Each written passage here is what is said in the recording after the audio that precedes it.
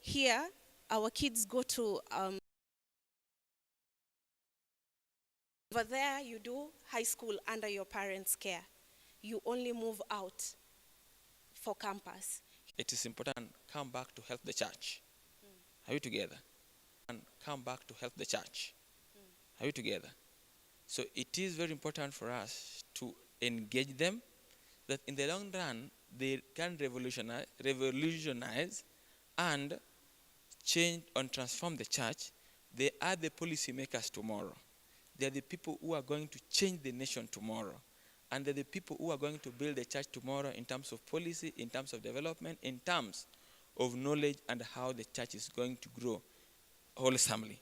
And therefore, it is very important for us, even as we go out, to make this a very important session in our churches at the local church, that every member understand that it's very vital for us to also attend to our children, because if they are neglected, like society is saying, they're an army.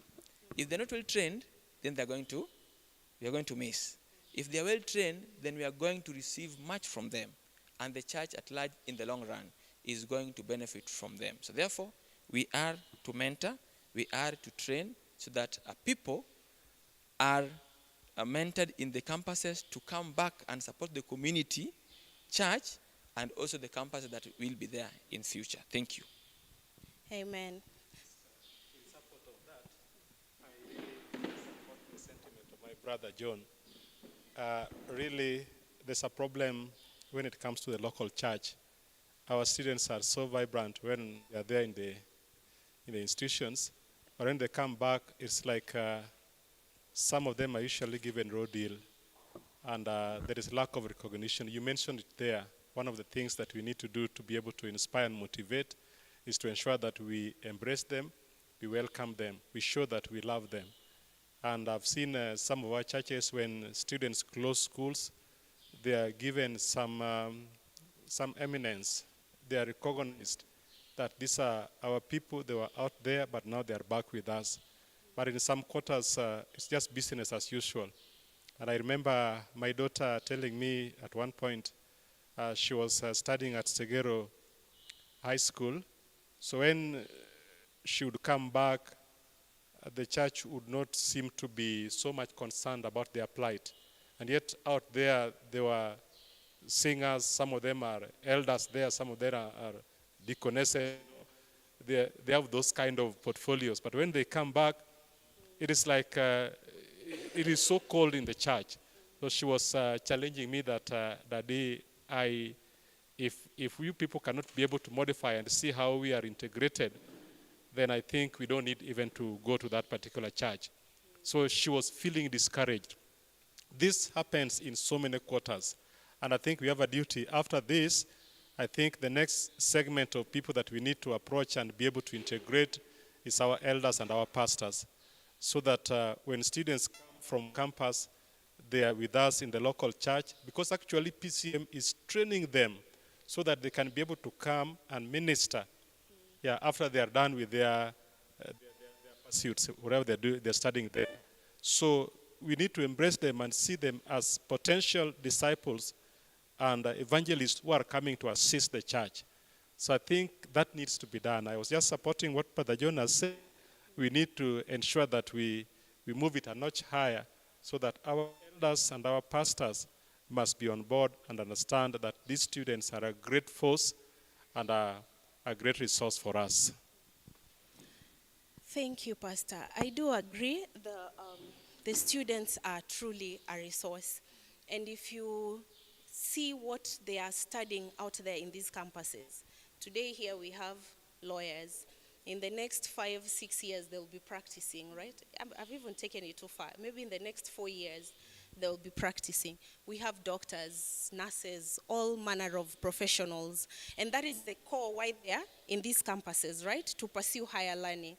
And the objective of PCM, as John said, yes, we are trying to ensure that they are ambassadors of Christ in these campuses, that they are placed out there, and also that they witness for Christ and spread the gospel. But also the local church benefits when they graduate from those campuses, and now they integrate back into the churches, because models of what they've learned in those institutions, they bring them back into the church, right? And that truly is a big resource. This week we were facing a challenge with one of the campuses we are affiliated to, and the challenge was that wanaanguka. Last Sabbath we were there, Benta was the speaker, and there were about 9 of them. And I'd not been there for quite some Sabbaths. So when I got there, I was like, which is... But each local church has a potential, but each local church who has... Sometimes you have to send speakers. Your church can work with Better Living and find a way of getting speakers in those churches. Have your own church members go to the same churches too, by 12 minutes. Benta, that was the floor, not me. And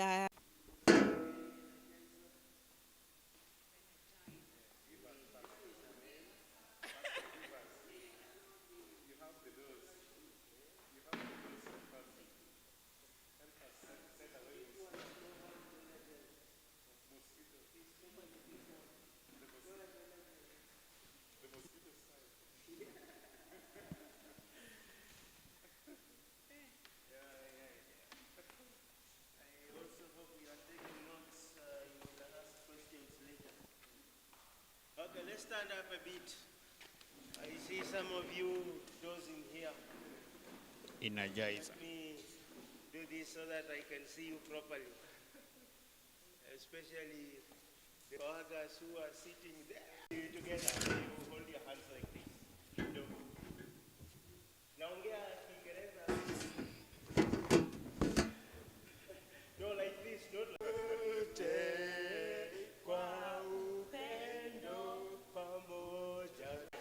hapo kwa upendo. Pamoja, pamoja, tusimame. Pamoja, pamoja, pamoja, mwinami. Pamoja, pamoja, kwa upendo. Pamoja, kwa jina lake. Pamoja, pamoja, pamoja, tusimame. Pastor Idama bwana. Pamoja, pamoja, kwa nguvu. Pamoja, pamoja, kwa upendo. Pamoja, kwa jina lake. Hiyo haitoshi, tutaleta ingine. Thank you.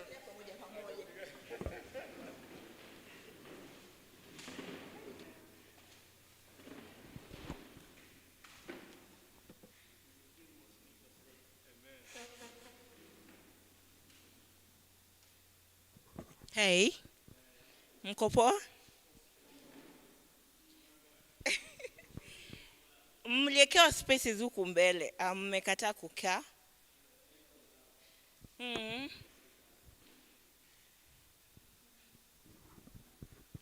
Now, let me start by asking this question. How many in their churches are selected wako na PCM leadership? How many? Only 2. Same church. Hiya, what's happening in our churches?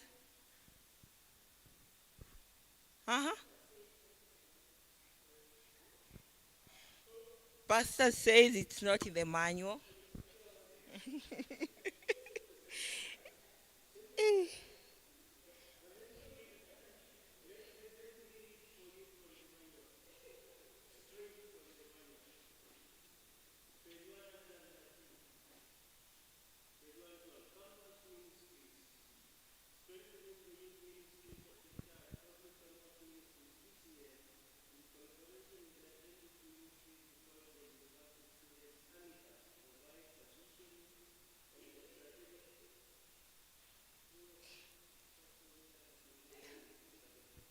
Okay.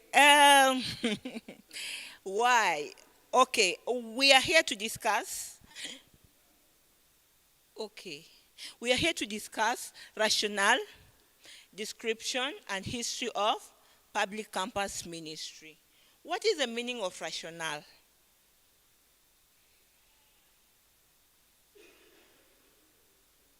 Eh. What's the meaning of rationale?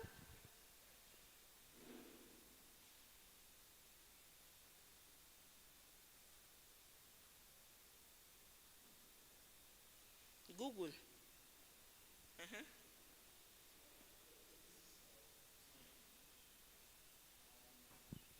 The basis upon which something is done. The basis upon which something is done. Thank you. Another definition. Apewe mic.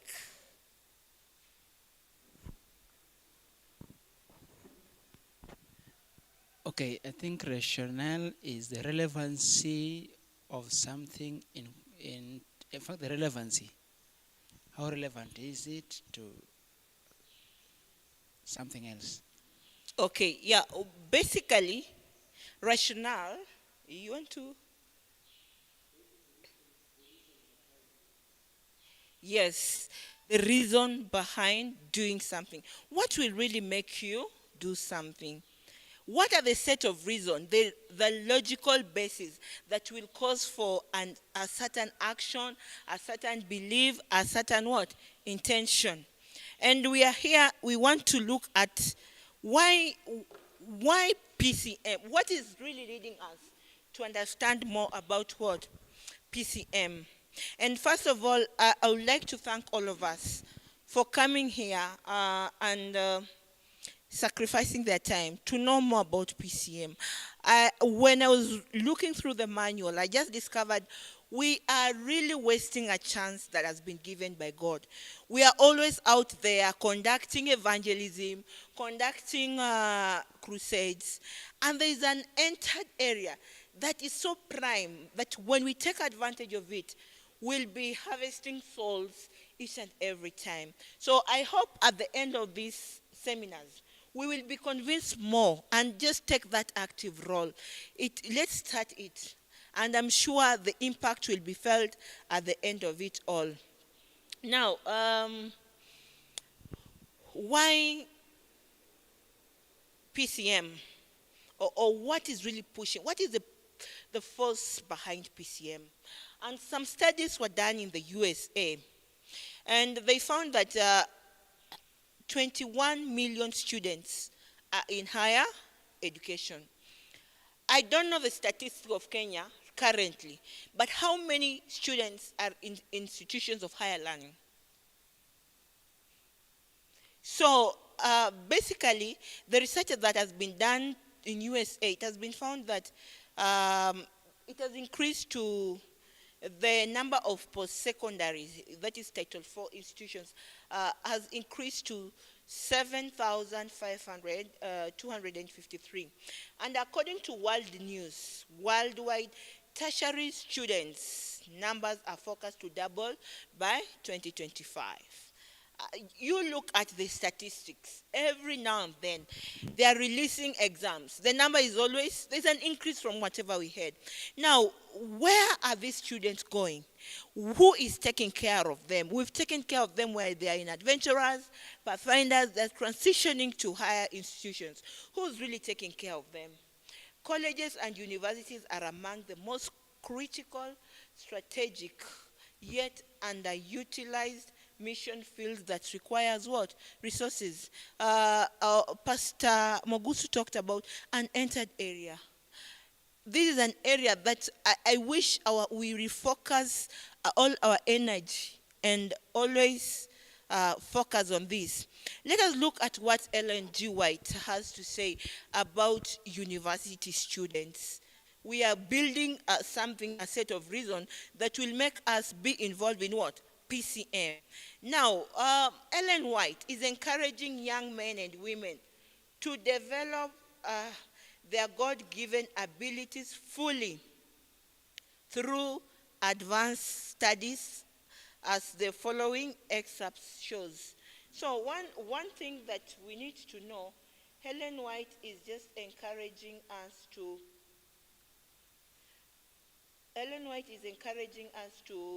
aim higher.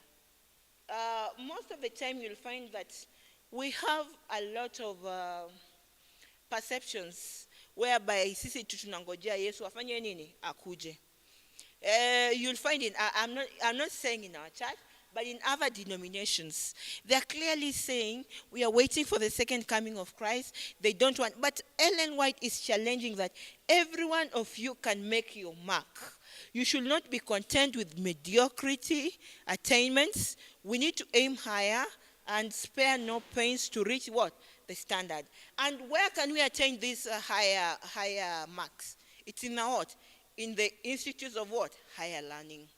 The same Ellen White is talking about continual progress. And as in, you need not to be comfortable with where you are. You should keep on improving your knowledge on something, your area of specialty. So, higher than the highest human thought can reach is God's ideal for what? His children. Ellen White is challenging you to always get better. You've done this, what's next? You've done this, what's next? So, thirdly, Ellen White is saying that opportunities, you need to know the opportunities and dangers. And he said, those who have the Spirit of God, who have the truth wrought into their very being, should be encouraged to enter college and live what? The truth. We've seen Daniel, we've seen Paul, whatever they did. And each one should study to see what is the best way to get the truth into the school, that the light may shine forth. They can keep the living principle of truth and observe the Sabbath, and yet they will have opportunity to work for the master by dropping seeds of truth in minds and hearts under the influence of what? The Holy Spirit. Seeds will spring up to bear fruit for the glory of God and will result in the saving of whom? Of souls. When we're in our higher institutions of learning, we are in a field where we need to continue with our faith. We need to study. And in our studying the truth, we observe the Sabbath day and we keep the living principles of the truth. And with this, we are able to plant seeds. I'm sure our university students who are here, you are living examples that wherever you are in your campuses, you are always observing what? The Sabbath, correct? You're always doing what? You're always planting seeds through your character, through your contact, through evangelism. I know we are not doing it so much, but I want us to realize from today that we can really make a difference. It is an opportunity that God has just placed you there. You've been placed in Maseno to make a what? A difference. So ask yourself, if this is the ideal, this is what God wants me to do, what am I really doing? Then when we look at post-secondary educations, we always ask ourselves, and this is a challenge that has always been posed to us. We have our institutions, true or false, Adventist institutions. Why should we have non-Adventist? Why should we go to non-Adventist institutions?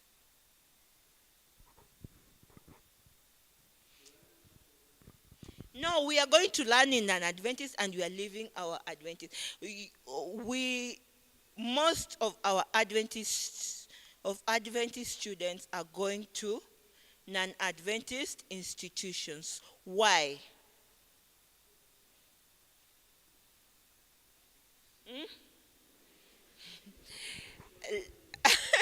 So many reasons. Let's just haraka kwa haraka. Our schools are expensive, yes.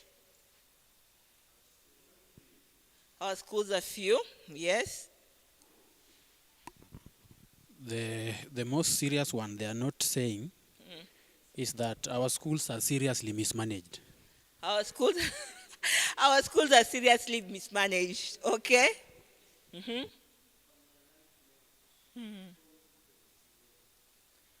Competency levels. We are not competent enough. Okay, sorry. We might ask ourselves now, if we have our institutions, why should we really go to public campuses? We have our schools, we have our campuses, we have our colleges, we've refused to go there. But from the studies of PCM, remember we are laying a basis why PCM, why we need to be involved in what? PCM. We find that many Seventh-day Adventist college and university students are studying in where? In an Adventist public and private campuses. And many wonder why these students abandon Adventist education to study on what?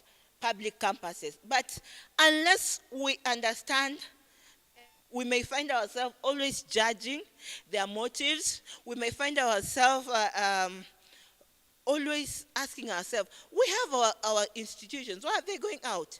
And what these students need is just you and me to understand them and support them through ministry. The same studies were done by someone, a PhD, Humberto Rassi. Humberto Rassi was the former director of education.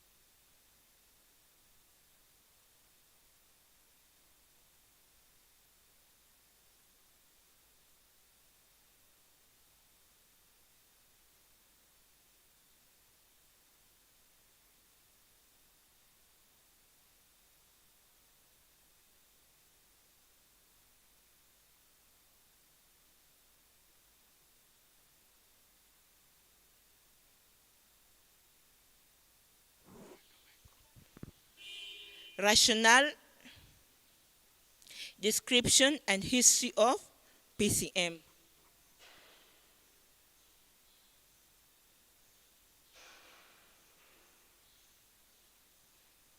Now, first of all, PCM did not just start like PCM. PCM did not just start like PCM.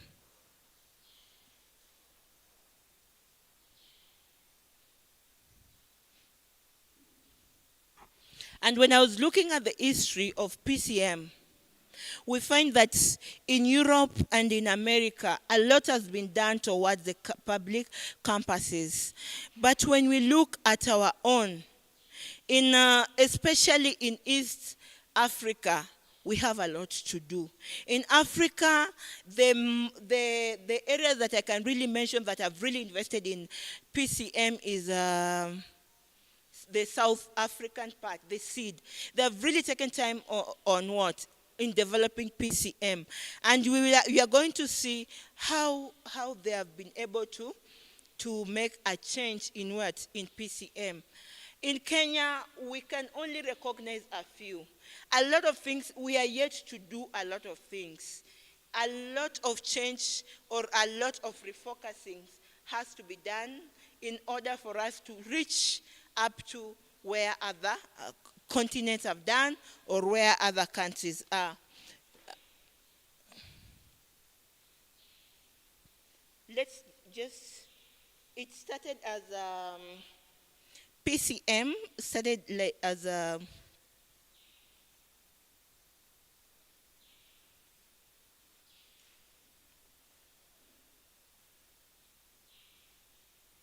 it started as a student movement.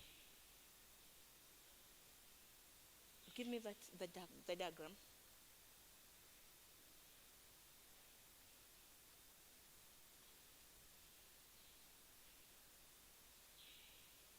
Now, when you look at that diagram, history of the Adventist Students Movement, we are noting 1967 is when this thing started.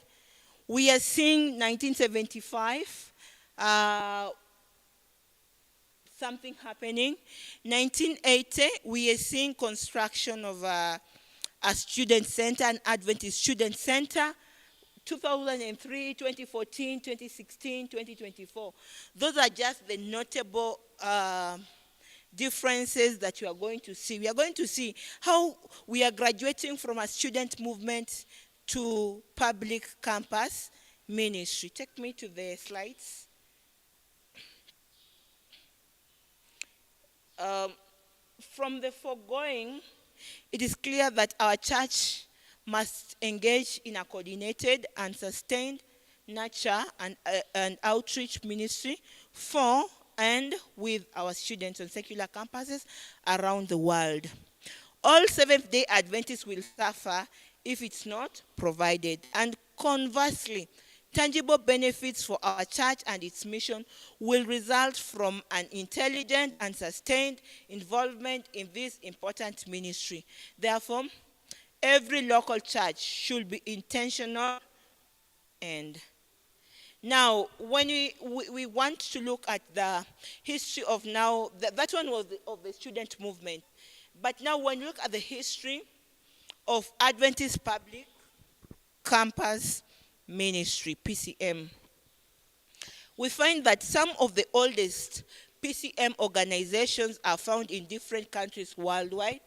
When we go in the American division, in Puerto Rico, they celebrated their 50th anniversary in 2016. Kenya, which anniversary are we celebrating for PCM? Making them one of the oldest PCM organization. When you look at Mexico, Honduras, 1996. Guatemala and Colombia, PCM, have large and vibrant PCM organizations, which with many students joining each year. Now, something funny, even in Asia, remember Asia, the Korean PCM movement of the Northern Asian Pacific Division called ACT was organized in 1967. Now, let's go to Philippines. There are many PCM organizations with the name Amicus. What is Amicus? Those who read. Amicus inamaanisha nini?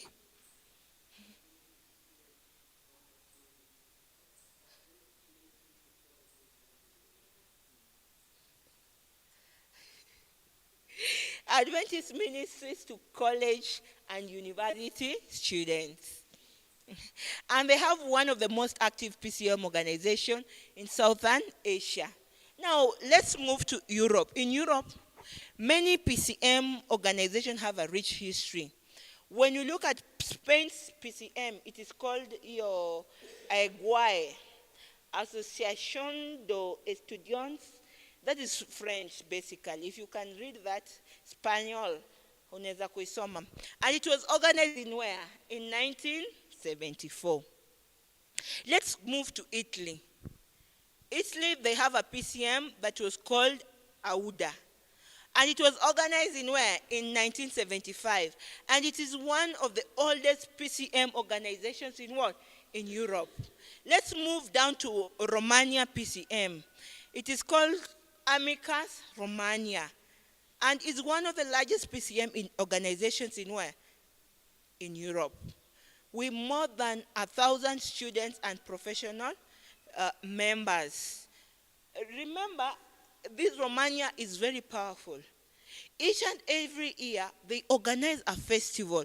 They organize a meeting, an annual meeting, where they invite professors, students, and they're saying that their congregations are normally full with non-Adventists every year. And their motto is always, let's be friends.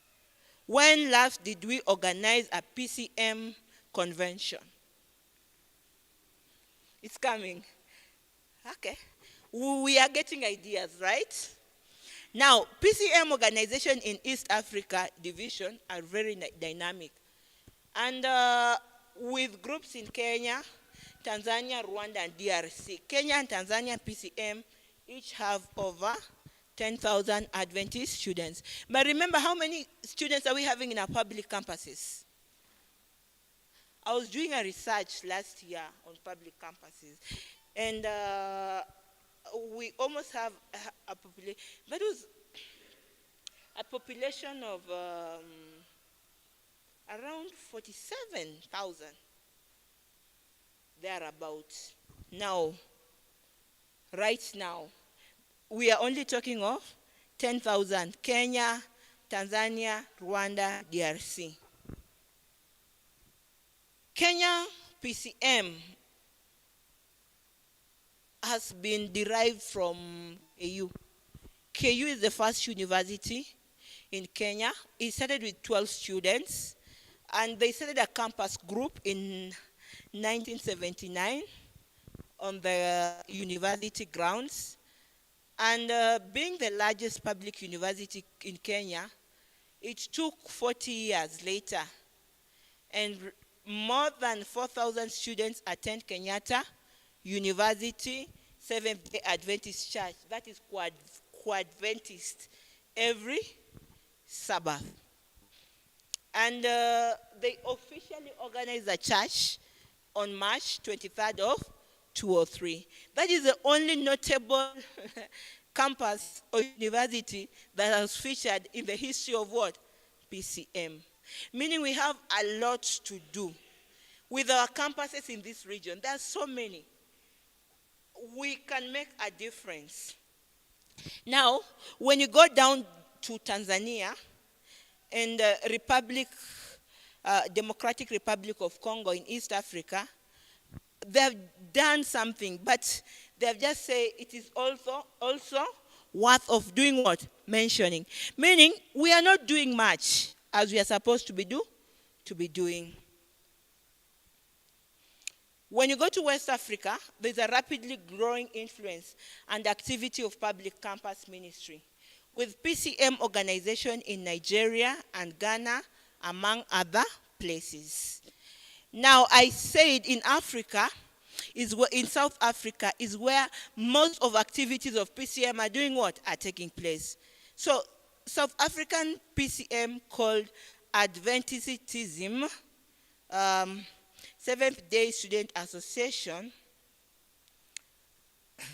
It was organized under Seventh-day Adventist Student Association, an organization that was founded in 1967 and officially endorsed by SEEDS, always aids students in transition to professional fields driven by Jesus' principles to make an impact in the world. In the world. As I've said, SEED are really doing much. Probably we can start our PCM here and have those mentorship programs. We've talked, the main focus of PCM is mentorship and discipleship. Now, if we come up with very good programs that will help our students, link them to professional fields, link them with mentors that are Seventh-day Adventists, I want to assume we will have the best professionals we've ever had. These will be professionals who will be driven by Jesus' principles to make an impact in the world. So it's a challenge, PCM leadership. We can start this program, a mentoring program, where we attach our students to mentors in our different churches here. We have different professionals, but what are they doing? Are they really changing? Are they really making any impact? It is something that you can put in your program. Just start with a few. Let them mentor and usher them, give them internship opportunities, attachment. I see more of them wanahangaika, even to an extent that they're even going to work in places they should not be doing what? Be working. And yet we have people with businesses, we have people with farms, people with connections in church, but we are failing to use on what? To tap on that opportunity that we have. Now, 57 years later, it has a well-developed operational structure.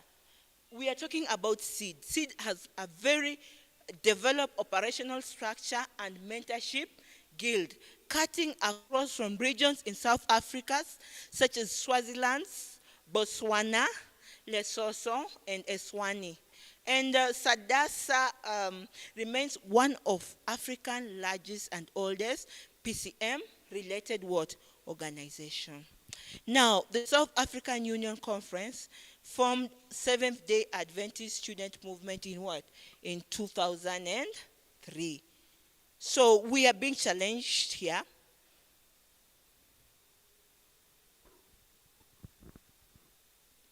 This expression of PCM has groomed many Adventist students studying on public campuses. It is still a formidable movement that trains young people to be responsible leaders in all spheres in life. When you look in Zimbabwe, PCM work dates back late 90s at the country's oldest institution, the University of Zimbabwe. Proper structures have recently been put into place, and currently there is PCM activity in more than 30 public institutions every year. They met for an annual PCM mission conference to report, empower, and network. In the South Pacific Division, that is in Papua New Guinea, PCM called Papua New Guinea Adventist Tertiary Student Association is one of the largest PCM organizations in the world with more than 10,000 members. In Australia, PCM is active in major public universities, that is in Perth, Melbourne, Brisbane, and Sydney. We want to see NAD. We drive our manual and activities from NAD. And we are being told that in the late 1970s, campus ministry efforts in the NAD were encouraged by a 6-year secular campus ministry initiative. Church-sponsored Adventist chaplains were assigned to help develop campus ministry on non-Adventist campuses. And campus ministry efforts began at the University of Tennessee, Knoxville, during the late 1970s. An on-campus student center was purchased in the year 1980 and is known as Advent House. It is one of the first Adventist student centers owned and operated by the Seventh-day Adventist Church on an Adventist campus. Who has ever had an Adventist student center in an Adventist campus? Is it possible? It's not. So it's quite a mention. Then, Canada also established public campus ministry or PCM at York University and the University of Toronto. And today they have a PCM presence on more than 10 campuses in the Canadian Union Conference region. Campus ministry leaders and chaplains across NAD met together in 1990 to form an organization called Campus Advent that will later become Adventist Christian Fellowship, ACF. Today we are being told the ACF serves more than 100 students groups in Canada, in the US, in Bermuda, in Guam, with some 1,500 to 2,000 students participating. And currently, there are between 80,000 to 100,000 Adventist students in the United States and Canada. And at the General Conference, Amicus was established in the year 1989. We've talked of the then Director of Education, Dr. Humberto Rassi, through his leadership, partnership with the Adventist Chaplaincy Ministry Department, led by Chaplain Dick Steenbakken, they were able to establish the Amicus. And majorly the purpose of Amicus was to see and support ministry to Adventist students on an Adventist college and university campuses around the world. Amicus committee is comprised of many collaborative ministries for PCM. Namely, we've talked of the Adventist Chaplaincy, Ministerial Association, Health Ministry, Sabbath School, Personal Ministries, Public Affairs, and Religious Liberty Education Department. So it's a challenge as PCM, when you're constituting the PCM, involve all these departments. And Amicus also has done a very great job. It publishes Dialogue, a resource journal available in print as a digital app to support college and university students. And lastly, recent history. Remember, it took how many? 2011, 2012, 2013. It took 3 years for Dr. Gilbert Kanji. Dr. Kanji was a former youth ministry director. He really worked tirelessly with the administration to establish a special ministry for Adventist students and staff on public campuses. Remember, they were just using the Adventist chaplaincy, but he saw the need of a specialized ministry just to focus on public campuses. And his fruits are being borne in the year 2014, that we are seeing that department being established and under the leadership of Dr. Dr. Moon. Dr. Moon was elected to serve as an associate director charged to serve global vision and leadership for public campus ministry. And currently, a very large percentage of Seventh-day Adventist students are attending non-Adventist colleges and universities. God has a very great plan for these students to change their campus and their world for him. And recently, we saw in 2020, Dr. Paco, whom most of you know, received the baton of leadership of PCM in addition to his ambassador and young adult responsibility. Remember, it was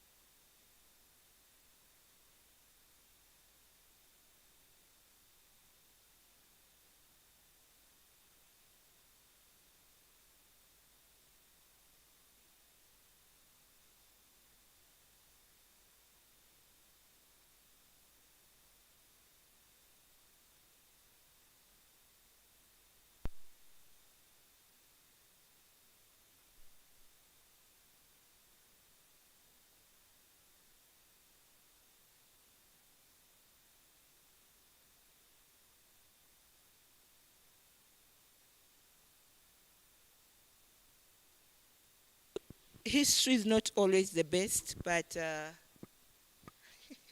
it is what it is. Fair enough, Mike.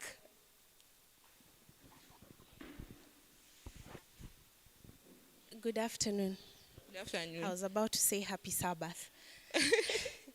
Now, just a comment to add on your presentation. You know, it is important that we learn history so that we understand where we're going. And it also helps us understand patterns and challenges and things those who came before us experienced. So we thank you for the wonderful presentation on the history of PCM. And I hope that it helps us understand where we are going. And it also helps us see that PCM is not a thing. However, we are here today to start the training. It is not something that is being established today. PCM has been there. You've seen the statistics from 1979, 1967. Like, I'm not sure how many of us were walking this earth around that time. And even if they were, Pastor. So you see where PCM has come from, and now it can help us understand also where we're going. And another thing, notable thing from your presentation is that PCM is all over the world. Did you notice that? We've had, in Africa, we've had New Guinea, Papua, Botswana, Lesotho, Eswatini, Zimbabwe, DRC, Tanzania, Uganda. All that have PCM. And she took us all the way to Europe, to Romania, to Spain, then to North America, to Canada. And you can see that PCM is not only in Central Nyanza Conference, and it is the world over. And another thing I liked is that you mentioned some very big universities, University of Toronto, Brisbane, University of Sydney. If you check the what do you call it? That indexing thing that they do with universities in the whole world, like which university tops, list, all. Some of those universities fall in the top part of it. And most of our Kenya universities, Maseno ni namba ngapi in the world?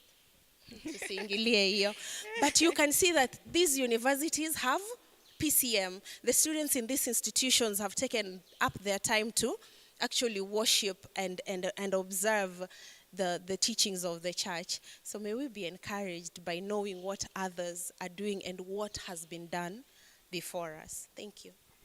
Thank you. History, anyway, umeshika nini kwa history? Any year, any notable year that umeshika? Utatoka hapo ukisema, in this year, this was started. Advent Student House, which year? Which university? Hey, it's in Europe. Which university?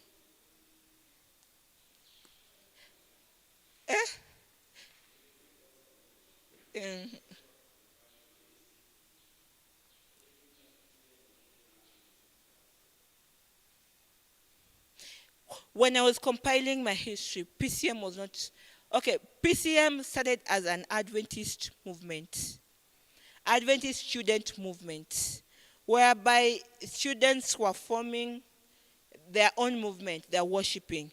We've seen in KU, it started in 1979 with 12 students. Right now, it's boosting of membership of how many students? Yeah. So, it is started like not major attention was being given to PCM. The researchers are saying it is a ministry, it ought to be a special ministry, not anchored in other ministries, whereby it was just being an Adventist chaplaincy like that. So PCM, it was officially born in 2014. Initially, they're just being called what? Adventist Student Movement. Have I answered your question?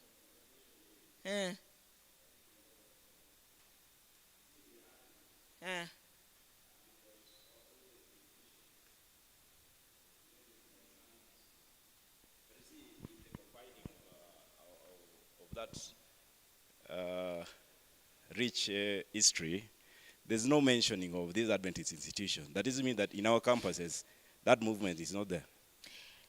Is that a public campus, St. Andrews? Adventist. PCM is majorly on non-Adventist campuses. All right. Patia Molly Mike. Good afternoon, everyone. So actually, my concern is we have public campuses where we've had Adventist Students Union. So what comes out is that in these public campuses, PCM is not yet established. Most Yeah, of them. because, for example, University of Nairobi, we have an Adventist group, very vibrant, so they don't have PCM. That is what I'm asking. Yeah, like Maseno, we know Maseno, right? We have Adventist church and an Adventist group. They don't have PCM going on there. Sawa. Tell them that. Dennis also raised his hand. Sorry. Pastor Kowaga, to first start with what he had brought in, PCM, Public Campus Ministries, is a movement that tries to have Adventists in secular. We started by saying that there is an exodus, a silent exodus of our youth from the church, okay?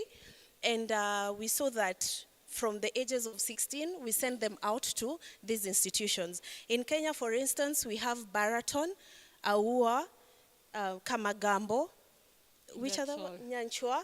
So where PCM comes in is that not all Adventist students in our churches can go to these institutions, Adventist institutions. So now some of us have to go to UON, we have to go to KU, JKUAT, Maseno, USIU, Strathmore, etc., etc. So now PCM comes in to take care of them in these institutions. And if you're here for the first two presentations, we saw that our kids in these institutions are facing a lot of challenges, and one major challenge is identity crisis. And we also saw the issue of faith, that now they're moving from a reactive faith to a reflective faith. So we don't want to lose them while they are out there. That is why PCM comes to ensure that there is Adventist presence, campus fellowships in these institutions. Are we together up to that point? So now, we are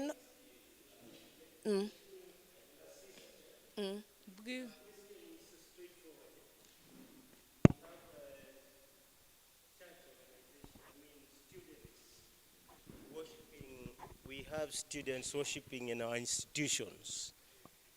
She used a practical example of we have Musda, Maseno Adventist students there. Now her question is straightforward. Does it mean that PCM is not established? And the answer is yes. As she brought it from the history, it is that our children or our brothers and sisters, because I don't have one who is Ngoje's age, are there. They are serving the Lord, but not under the umbrella of PCM. As we will clearly look at, and we have already seen, PCM has a particular structure of modeling them and discipling them. So that's what she said in the history, that when you look at the history, it is not that people were not going to campus ministries. And that is what I said in the philosophy. We have been going, but we have been going haphazardly. But now, in the year 2014, the General Conference brought in a structured way of modeling and discipling our students who are out there. So like Maseno, I know there is an Adventist group, but they are just operating without the proper structures of PCM. That is what we are saying. It is not recognized in our institutions. Yeah. So there is need now to go out, just like we have youths in the church. They are doing things, but not all of them are doing it within the structure of AYM. That is what we are saying here. Thank you, Pastor.